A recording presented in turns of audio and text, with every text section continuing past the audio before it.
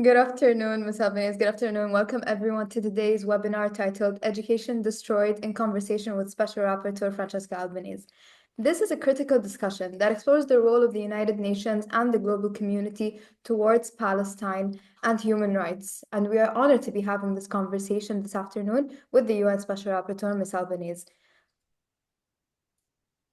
To discuss these topics in depth. My name is Sheikh Al-Ahmedi. I'm an Education Above All youth advocate and a linguistics student, and it is my privilege to co-moderate today's conversation with one of my fellow EAA youth advocates, Fayrouz. Hello, everyone. As Sheikh has said, my name is Fayrouz Joseph, and I'm very privileged to be among you as someone who has roots in Palestine, and I'm a youth advocate and a journalism student studying here in Qatar, and it's such a privilege to be here with you, Ms. Albanese, and talk to you. We're such fans, and to get this opportunity as youth to speak to you about human rights education is really such an important thing, especially coinciding with such challenging times and talking about the International Day of Solidarity with the Palestinian people and how we can kind of like work to better our efforts in the solidarity and implementing human rights in a concrete manner.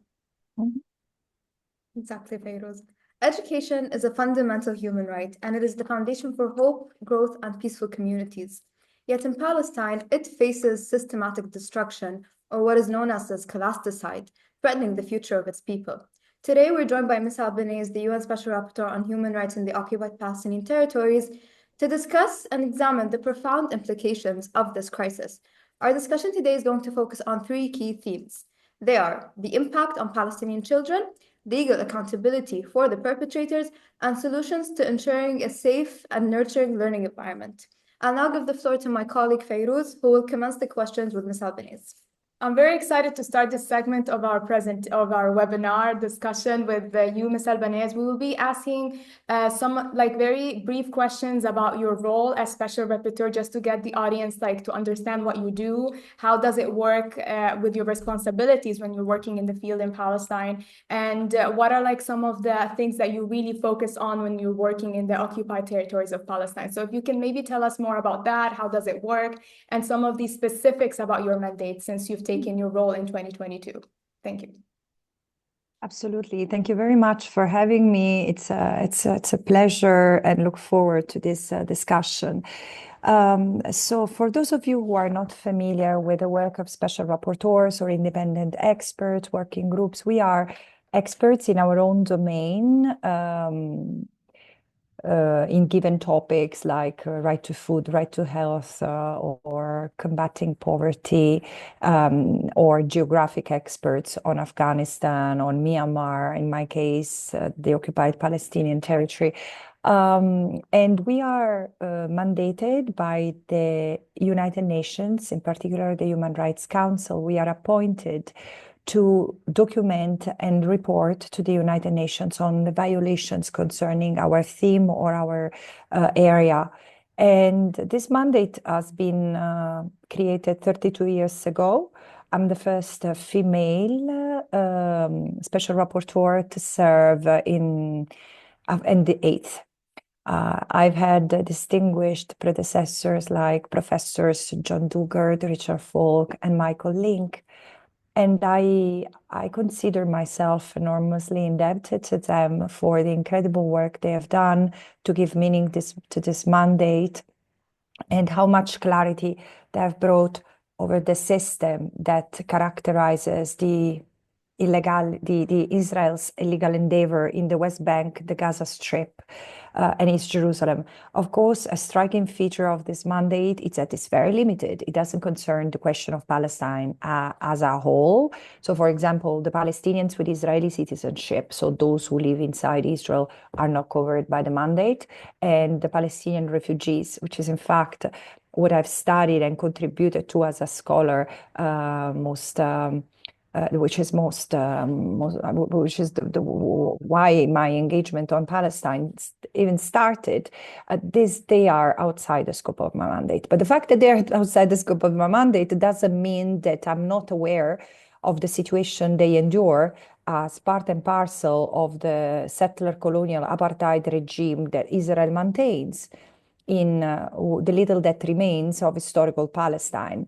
So what I try to do, and this answers the second part of your question, is that I've done like my predecessors. I've investigated from remote, because Israel since 2008 has prevented special rapporteurs on the occupied Palestinian territory to enter the territory. Of course, this is an abuse, but one among many, one would say.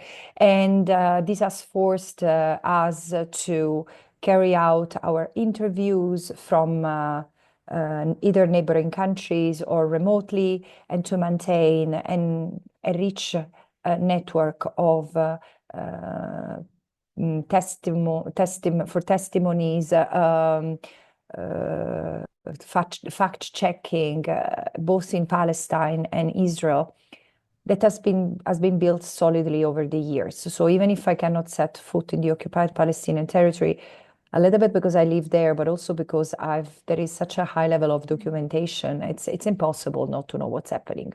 And differently from my predecessors, I've tried to engage very much with the outside world, meaning the world outside the UN, because I know that the problem in Palestine is not that member states do not know the horrific crimes that Israel commits. It's just that political interest sits elsewhere. So I think that we need to mobilize the larger public and use the media as much as we can.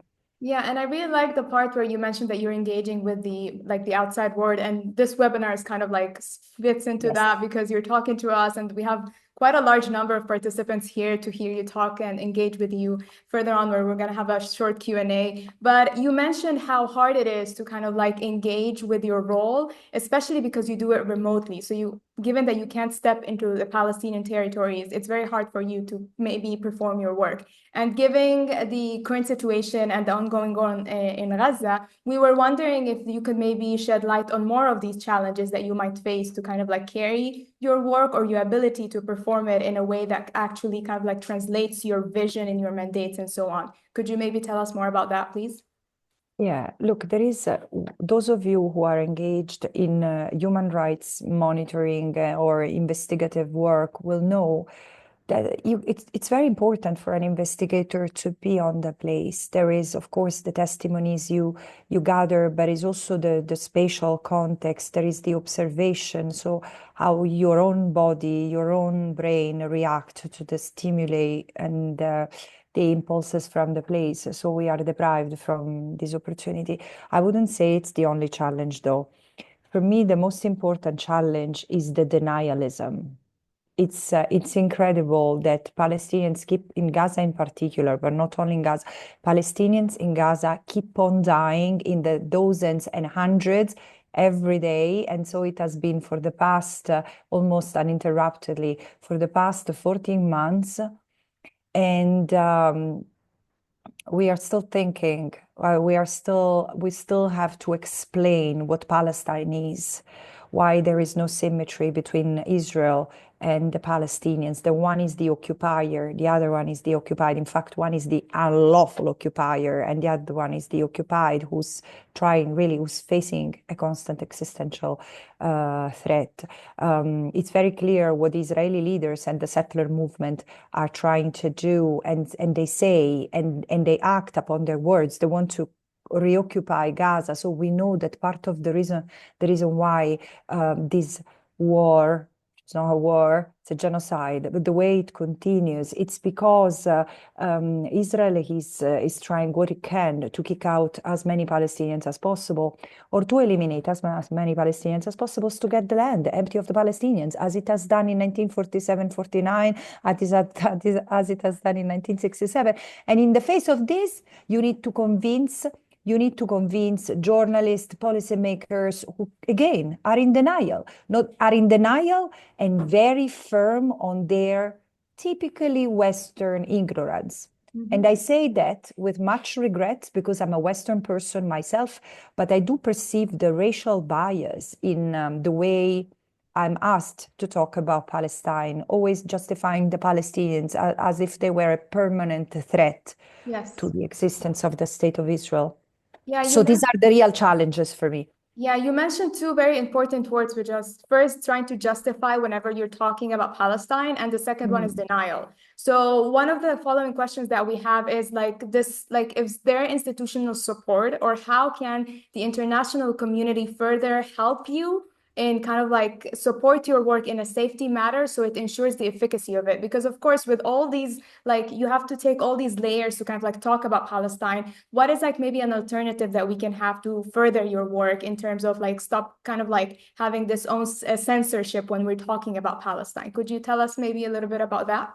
Yeah, I will try. I'll look, first of all, I really resent the attention being on me. I really feel for it because it shouldn't be so. I'm the Palestinians. I'm often thanked to be the voice. I'm not, I mean, I am my own voice. I'm not the voice of the Palestinians. The Palestinians have such a clear and loud voice, and they've said that they were the victims of settler colonialism and apartheid for decades, like any indigenous people. They are super educated, and then we will talk about that, the role of education in the Palestinian community, in the Palestinian history. Very, very articulated, talented people, and still they are not listened to. They can be Columbia University professors. They can be the leaders of the most important and transformative social movement like the BDS.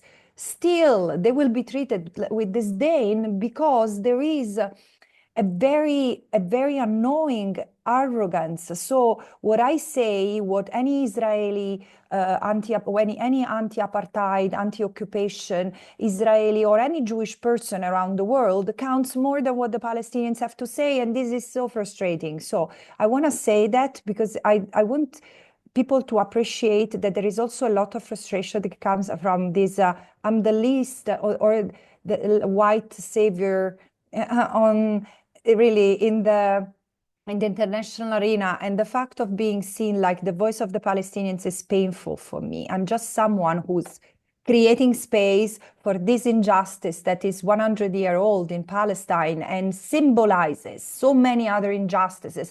Think of the Native Americans in the US, think of the Inuit, the Métis, the First Nations in Canada, think of the Aboriginal people in Australia, to mention a few. They are all sharing the same pain, and so other people who do not enjoy the right of self-determination. So my responsibility is to continue to make human rights a reality. And of course, it's tough because you need to awaken people's conscience, and everyone has. So this is the other thing I wanted to share. I do not think that there is not support toward me. Okay. Or my role or my functions. There is, from the UN, there is. I mean, it might not be fully evident to you, but there are so many people from various parts of the UN, including civil servants who serve in the UN, who are really sort of, they are encouraged by the fact that there is a strong voice. Of course, there are also the bureaucrats who freak out because they see me as someone who's a loose cannon. I'm not a loose cannon. I know exactly what I'm doing, and why I'm saying what I say is because it's time to end the hypocrisy that has dominated the United Nations. I'm a human rights lawyer. I'm not a human rights bureaucrat. And so my job is to, go back to the basics and say what is human rights, but also think of, I know that people perceive that I'm constantly under attack. I'm not. I'm under attack by the genocidaire and the apologists of the genocide, the few member states who are profiting from the deaths of the Palestinians, but there are so many others who do not want this. And let's stay focused on that. Yeah, I think that's very important. Again, amplifying the voices of Palestinians, but I mean, your work is amplifying that voice in one way or another. So this advocacy that you're doing and shedding light, even within the UN circles and the international community, it's quite powerful. And this takes us to our next question, which basically is, do you think, or have you seen the tangible change or shift in the international community because of all this mobilization towards the Palestinian people? And do you think that the response of the international community is prone to change or evolve because of the current events? It's hard to say yes. No, it's tough. You know why? Because it probably would take one day to explain everything I see being a change, how transformative it is. I would like people to pause for a second. I know that many of us feel defeated, depressed, enraged.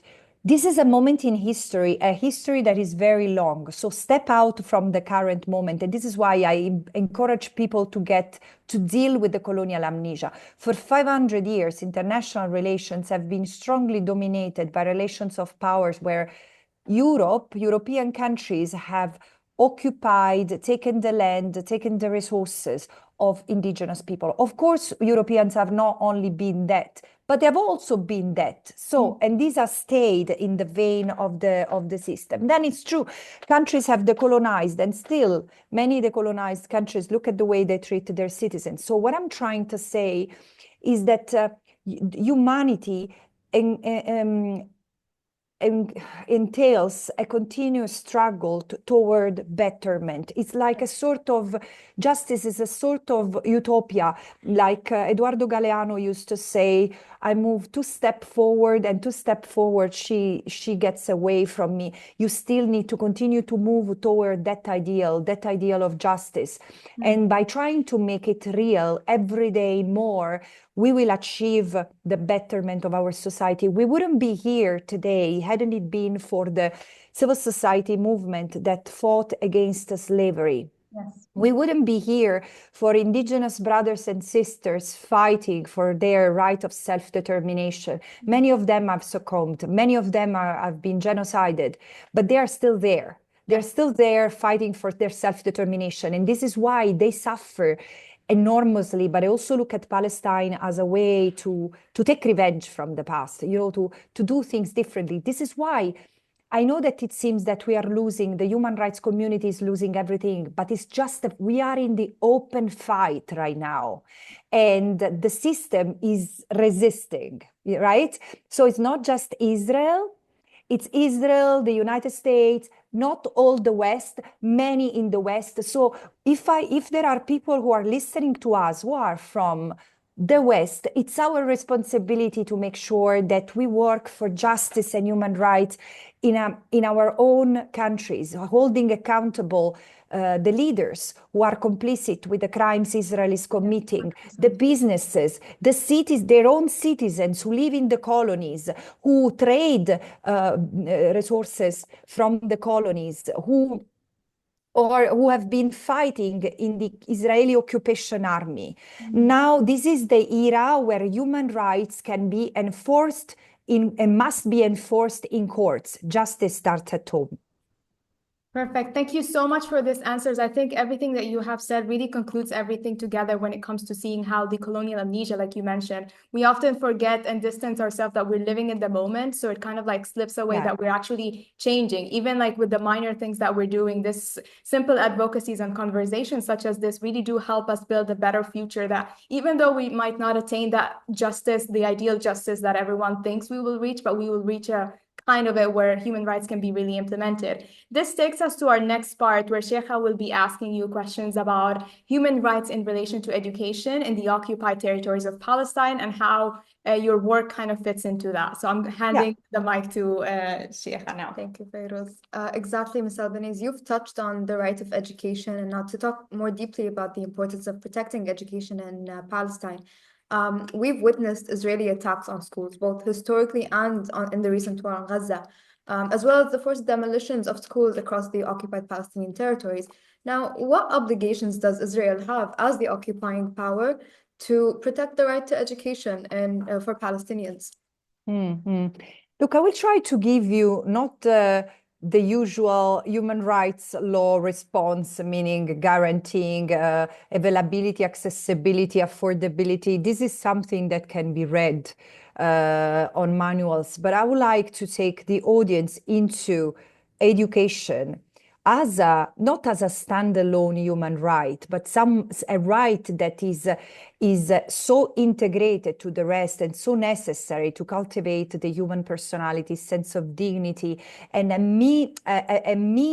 pivotal mean to realize other rights and the full potential. So of course, Israel, as the occupying power, has the responsibility to grant availability of school, affordability of education services, and the school curricula reflect the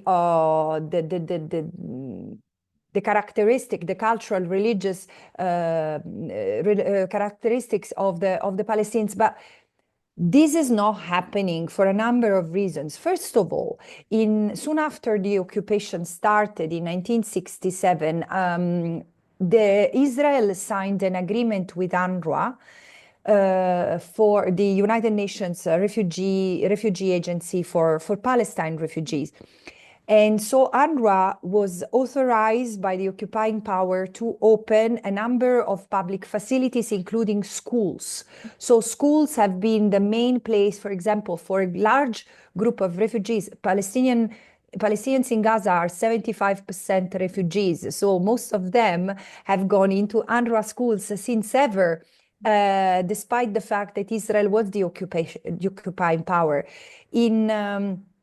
In the West Bank, it was different because the UNRWA's presence was more limited. But since the 1990s, there has been the Palestinian Authority running schools. So Israel has never really discharged this function toward the Palestinians, other than, for example, in Jerusalem, because there are schools that are the Israeli-run schools that are attended by Palestinians. However, the first obligation that Israel has is to guarantee access to education, which Israel denies through, first of all, think of the discriminatory permit system, which has constrained the Palestinian ability to construct, to build, to improve, to maintain schools. How many schools have been destroyed over the years? Only in the West Bank, 100 schools. 100 schools between 1967 and 2023. Those who have been destroyed this year are not accounted for yet. And think of how many schools had been destroyed in the Gaza Strip during 17 years of war in 2008, 2012, 2014, 2021, 2022, and now 2023. But also, education should be seen as a holistic environment. Palestinian children love schools, and going to school means, first of all, having to work long distance, especially for those in the West Bank, having to pass through checkpoints, intimidating soldiers and settlers who affect 80% of the students. So not only they don't have schools in their proximity, they have to walk long distance. There are no connecting roads for Palestinians. And even on these roads, they are tormented. But plus the incursions into Palestinian schools. This is something that has been a constant, all the more right now. But let's focus for a moment on Gaza.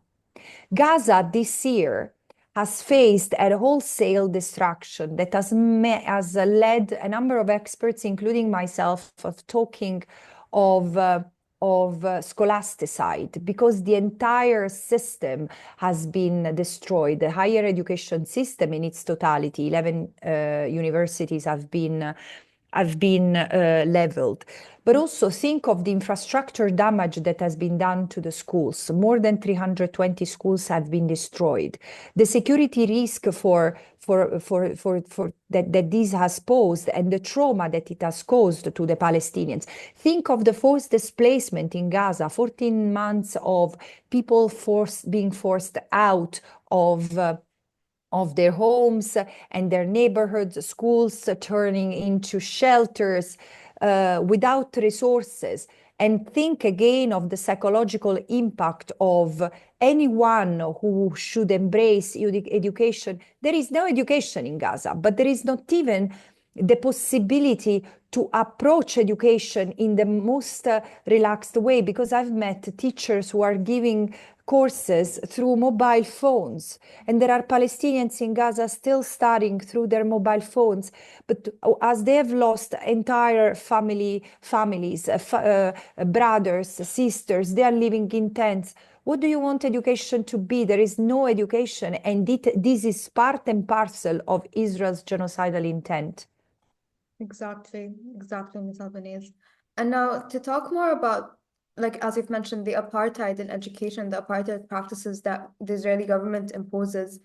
So the Israeli government imposes measures that replicate and are emblematic of apartheid practices that are discriminatory against Palestinian children. What are the mechanisms in place for an international intervention, perhaps, to address this discrimination? And what forms could be what forms of redress could be afforded to the Palestinian children and youth in particular? Look, it's in theory, it's not difficult. In theory, international law gives us the trajectory to get out of this situation that looks hell on earth right now. Because Israel is obliged to end its hostilities in Gaza, to end the genocide, and it's becoming clearer and clearer that Israel is committing genocide, no matter the amount of lies that are propagated, no matter the fact that they do not allow any independent investigators to enter, not even independent foreign journalists. This is crazy. This is the only context, war context, as they call it, in which there have been no foreign correspondence. And Israel says, because it's dangerous. Is it more dangerous than any other conflict area? And why is so dangerous? Because Israel carpet bombs the Gaza Strip since last year. And of course, no one is safe. But especially in my view, Israel doesn't want anyone to see what's happening. Exactly. But we know that this is to end. And so the illegal occupation is to end. What does it mean? The International Court of Justice has made it very clear. Israel needs to withdraw the troops from the Gaza, the West Bank, and East Jerusalem.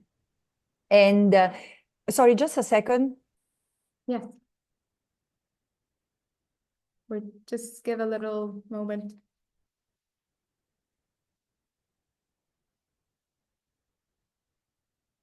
Sorry, there is noise in the background from my side, and I hope it doesn't bother you.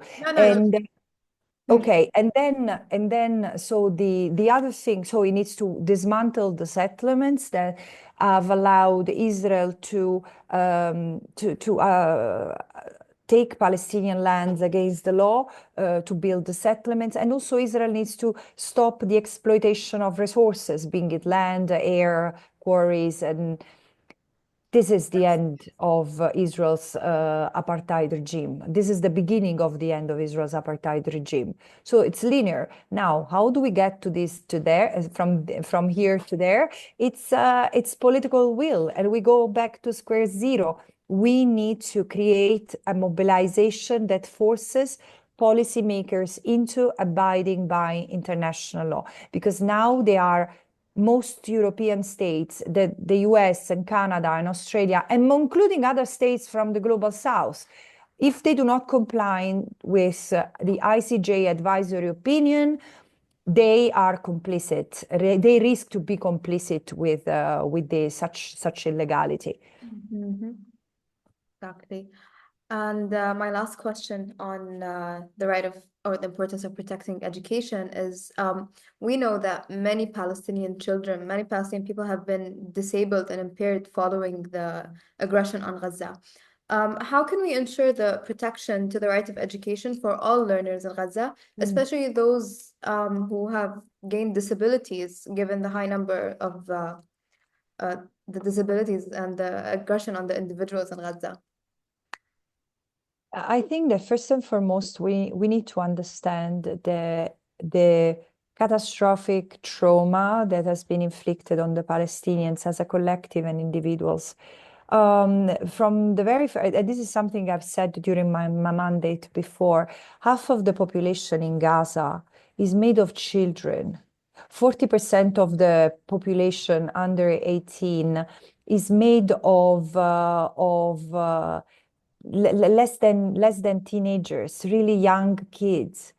This is the demography of Gaza, and therefore it should have been better considered how Israel reacted after October 7, because by hitting Gaza so deeply, so fiercely, so totally, Israel was clearly inflicting an indelible trauma on 1 million children. Children today are the adults of tomorrow. So this is something that really is a torment to think of. You don't need to have children to realize what it is to be a child today in Gaza, living in a tent which is not even rainproof. There are no blankets, there are no mattresses, and this is at the end of 14 months of pure hell. So what is to be done for me, first and foremost, is to envisage, first of all, to stop the genocide and get the Israeli troops out of Gaza immediately. And then the first thing that needs to be done is full protection, protecting the Palestinians, rehabilitating them, curing them, really taking care of them, because they need to be healed. Palestinians will need to heal from what they have suffered, like anyone else. But again, I do not feel comfortable at comparing pains. And again, this is so massive. So, and once this is done, of course, how do Palestinian, the other thing that I've learned, and I don't even know how it's possible, they are extremely, extremely resilient. But education will be the first and foremost tool to help them rehabilitate. And mark my words, I'm 100% sure of what I'm saying. If you ask average Palestinians, they would mention education before any other needs. For many of them, education is even more important than a house. Why so? Because homes have been destroyed over and over, but education is what keep them nourished from within wherever they go. Doesn't matter the calvary of the exile. It's something really built in these people and its diaspora. So yeah, I think that a clear education program, which is led by the Palestinians. This is something I hear international organizations thinking, who are not even working on ending the genocide, thinking of the day after and the reconstruction. The reconstruction belongs to the Palestinians, just to be 100% clear. Exactly. Thank you very much, Ms. Albanese. I just wanted to remind the participants that they can type in questions in the question box. And now I'll be giving the floor back to Feroz to continue with the rest of the questions. Honestly, this conversation has been very interesting. A lot of the things that you said, I kind of like take it in my courses. I'm very interested in human rights, and I'm actually doing a paper about genocide and how it kind of like is very hard to define in terms of intent. And you've already kind of like mentioned or alluded towards, saying that is like what's happening in Gaza is a genocide. And I was just wondering, like, what are other alternatives? Because we've seen that the ICJ has tried to impose restrictions on Israel, have ruled against the wall in the West Bank that is separating in between areas of Jerusalem, and has also called for the sovereignty and right of the Palestinian people. And yet we see the same thing that you were mentioning about having to justify the denial of these atrocities and actions, and of course taking education away, which is one of the first things that a genocidal regime kind of goes for. So we were wondering, what are other alternatives or strategies that the international committee can take in order to uphold Israel accountable and really justify that what's happening is a genocide? Like, what are something that you can share with us about this topic? You mean what are the steps that the international community can take, the international community, and also if we can also, just for the sake of time, also kind of like see how the youth, the civil society, and states all can work together in order to kind of like establish this like justification, stop denying that there's a genocide happening in Gaza. Yeah, look, I think that I'm in a setting and with an audience that will deeply appreciate that education and knowledge are powers. Knowledge is power. So first and foremost, what I think is one of the lessons learned is that we need to know more, we need to know better, and we need to educate others.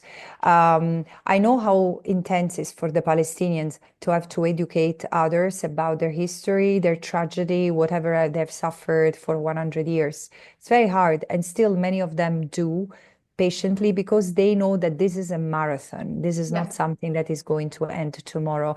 So I get a little irritated when I hear other people saying, yeah, nothing is going to change. I say, who are you to complain and to say that there is nothing to do? Until you have an inch of privilege, you have to use it. And so I'm telling everyone, know Palestine, because if you know Palestine, you can talk about Palestine. And this is not to the detriment of the Israeli people.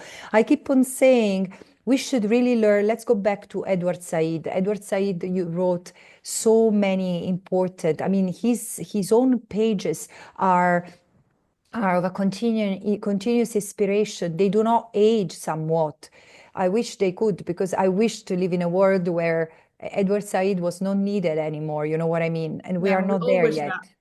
Ah, and the thing is that let's go back to Edward Said. Let's go back if to us as Western people. Let's look at the prejudice we have, at the lens through which we look at the world, which is very Oriental. Yeah. And so I see Western people often struggle understanding that we talk about people we do not know, realities we do not know. We have to lose this arrogance and go back and to a place of learning. While it's not the same, because people in the global South have been forced to study our history, to understand our history. So there is such a gap. They understand us much better than we understand them. So again, I think everyone should take on themselves right now the responsibility of learning and educating, because we need to fight now against what I was calling the colonial amnesia. But also knowing that certain matters are made complicated. They are not complicated. And I don't want to oversimplify, but I don't think that genocide is insidious because of how difficult it is to prove intent. Yes. It's difficult. It should be difficult to commit genocide in 2024 because 100%. the checks and balances in a system should be both at the national level, in a democracy where there is not just a dictator setting the rules of elimination of the other. Where are the other cabinet ministers? Where is the parliament? Where is the judiciary? If everything fails, we should interrogate the states that is committing these crimes. And also genocide, I mean, how it's possible that it happens in 2024 with the international community we have.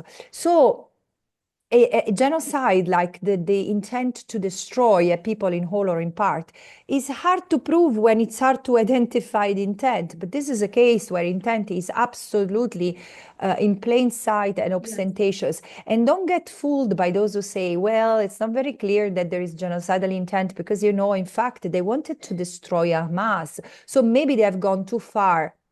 Even look at how they have targeted Hamas. Look at how they've used the artificial intelligence by targeting anyone who was remotely affiliated to Hamas, including doctors, nurses, as if all of a sudden the fact that Israel has a government of extremists justified the killing of anyone who's associated to these extremists. Do we realize the paradox this is leading to us to? This is why I say the way Israel has planned and conducted this military assault is genocidal. And the fact that they might have wanted to liberate the hostages, although their actions do not align with that, the fact that they might have wanted to eliminate Hamas, whatever it is, these are motives that do not displace and replace intent. Intent is the determination to destroy, and in fact it's punished even before translating into acts, even the intent, the only intent, the only saying, Amalek, let's go and destroy and kill the mother, the suckling, the biblical references that have been used since the beginning of this genocide are so genocidal and explicit. Yeah, I think that's like you've just put everything really nicely for our audience, and you know, justifying, you know, that you said that it's just clear there. It's just literally telling you that it's a genocide, and we're still trying to prove, sadly, that it is. So now I'm going to be giving back the mic to Sheikha, where she's going to ask you the last set of questions that we have. And we're keeping our eye on time because we're kind of running tight on it. So Sheikha will probably consolidate her questions, and then we can wrap up with a Q&A and, you know, and this amazing discussion and conversation. Thank you, Ms. Albanese. Thank you. So, Ms. Albanese, you've touched upon the international community and also the role of governments towards Palestine.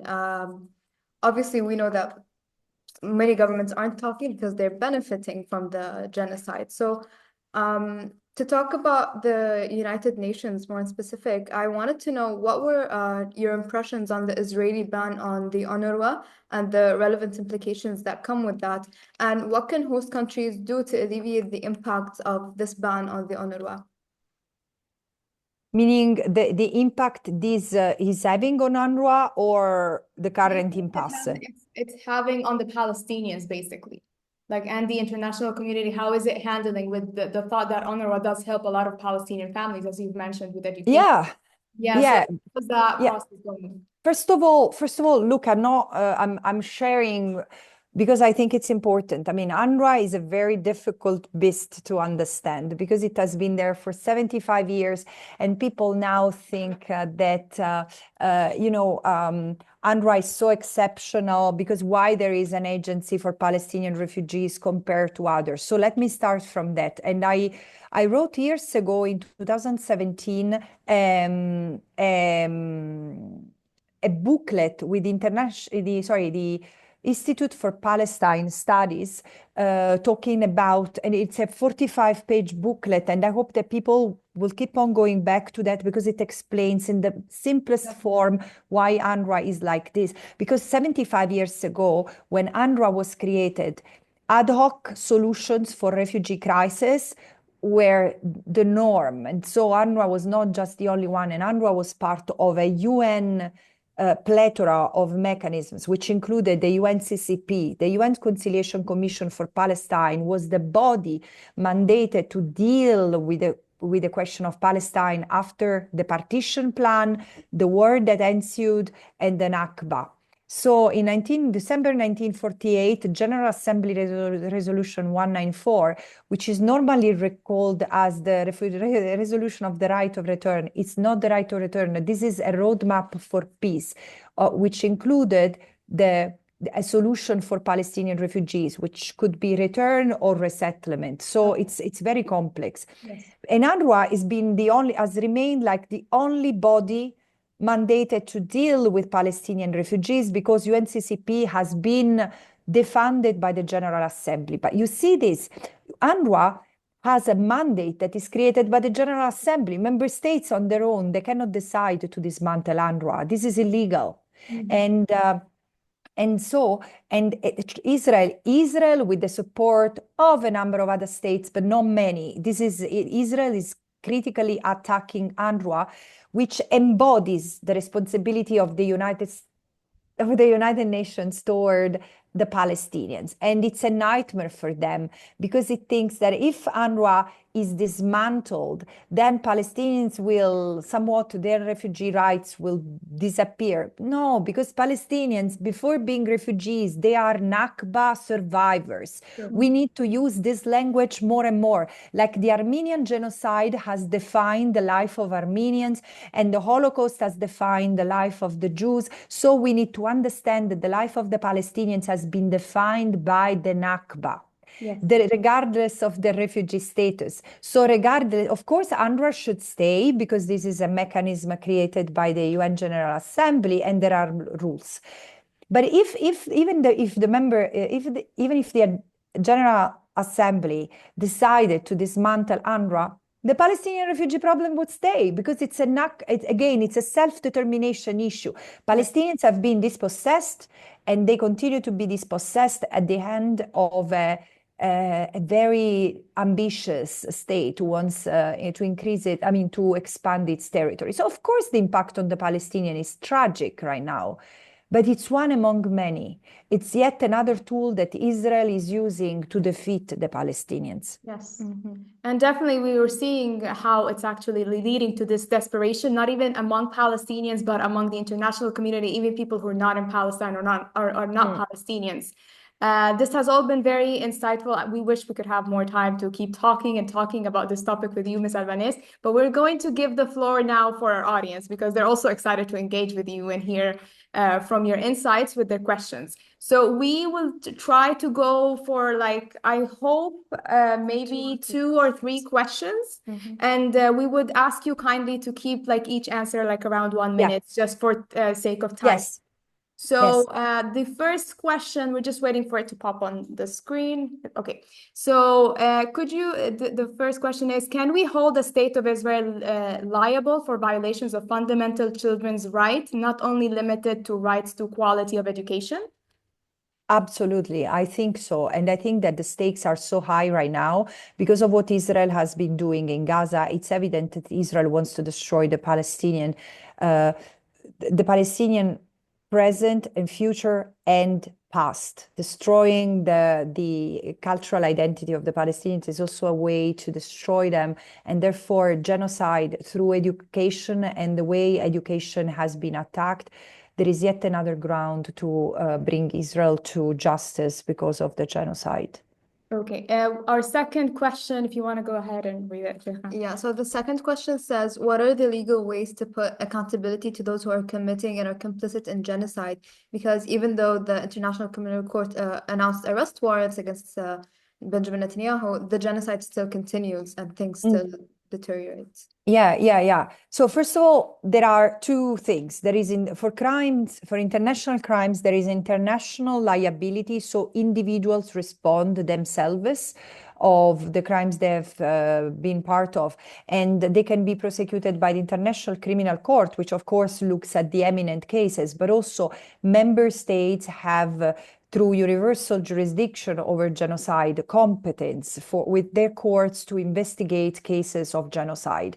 And I hope that especially the Palestinian diaspora, those who have Palestinian family members who can help file those cases. Of course, it's about collecting evidence, providing these to courts, but this is something to bring individuals to account. The second element is that what the kind of justice, no, there is the International Court of Justice, which will look at the responsibility of the State of Israel. And the state is, it's sufficient to find one official liable for genocide to incriminate the own state.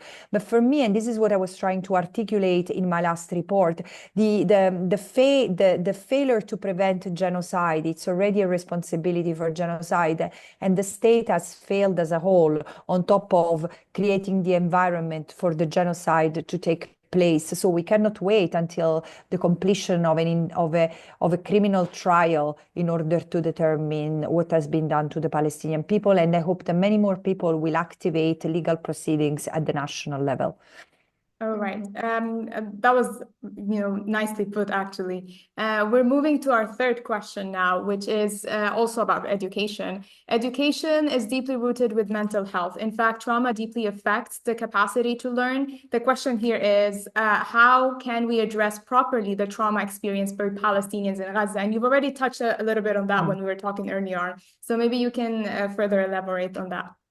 Yeah, I will be brief because I think I mentioned this already. I think that there is a component of healing that is necessary. There are so many forms of trauma that have been inflicted on the Palestinians that I think the phenomenon of disablement, as it has been mentioned by some Palestinian disability advocates, is fundamental. There will be children, even once the genocide ends, there will be children without arms. There will be children without legs. How they will go to school? New tools have to be provided. So I would like to have the time to do a mapping of the disability that has been induced by this genocide on the people in Gaza.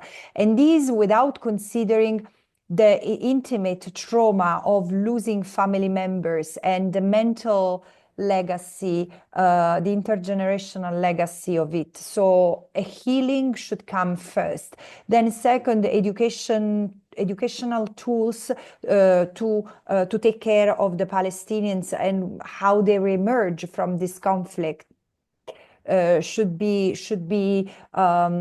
provided. And but again, I think that the international community should strive for a holistic approach to solutions. And we have one more question, which asks Ms. Albanese, what advice would you give to the younger generations and the international community to organize and achieve any meaningful systematic change, given the current political environment, such as in, for example, countries where pro-Palestinian voices are shut and particularly unwelcomed? Yeah. So I think it's very important to understand that the disdain and the rage you're feeling is normal. It means you are human. I hope you can find the strength in yourself to transform those feelings, that rage, into action. Because this can be all, I mean, I see the energy that young people generate as fuel for transformation, and we need it. Eventually, this is your future. It's not my generation anymore, but it's that of my kids. And so the reason why I'm so invested in this, it's also for my own children. I want them to have a better world, and a better world is possible if all of us make a little sacrifice of our time in our life, so that today and other people doesn't have to lose everything. But also in the defeat of the Palestinian people, should it happen, there is our own defeat, because it's been so unjust and unfair. So I hope that the young generation will find the strength to understand what is at stake, that as a humanity we are all connected, and also what has been experimented to the Palestinians is something that will be sooner or later used against us. Because look at the surveillance services. Israel keeps on selling ways to spy on us, on you, on myself all the time. And this is also in connection with the Western states' interest and global states' interest. So as citizens, we have to reject this form of abuses on the body and mind of individuals, and also in order to protect ourselves as well. Perfectly. So now we unfortunately don't have more time for more questions, but many of the participants, we would just like to relive this really touching comment that they have been saying. They share this sentiment that they really want to pass their admiration to you, Ms. Albanese, and for your admiration, for your work and passion and this commitment to truly advocate for the Palestinian people. So they thank you a lot. So, and really, really appreciate you talking to us today, which takes us, unfortunately, to the end of our conversation. We thank everyone who took part in the organization of this event and the people who joined this event and gave us the questions. It was really a pleasure to be co-moderating this conversation today with Sheikha here. And it really was a reminder that each one of us have a role in advocating and keep showing their solidarity to the Palestinian people in hopes to actually providing educational in a just and right way, regardless of the circumstances, race, religion, or geography of these people. So again, I would like to give everyone a very warm thank you. And we really appreciate you again, Ms. Albanese, for talking to us and for this very insightful discussion that we had. Thank you again. And hopefully we get to keep this conversation going and not just end it here in person, maybe one day, and hopefully see you in other education about webinars and events. Thank you so much for everyone who joined. Thank you. Bye-bye. Thank you.